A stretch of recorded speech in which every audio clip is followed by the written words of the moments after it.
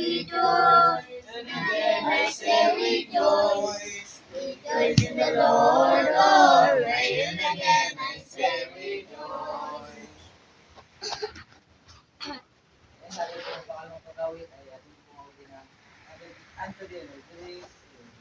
Unto thee, O Lord, do I lift up my soul.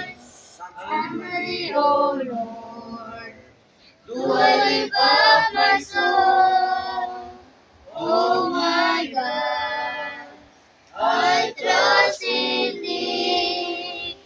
Let me not be ashamed, let not my enemies triumph over me.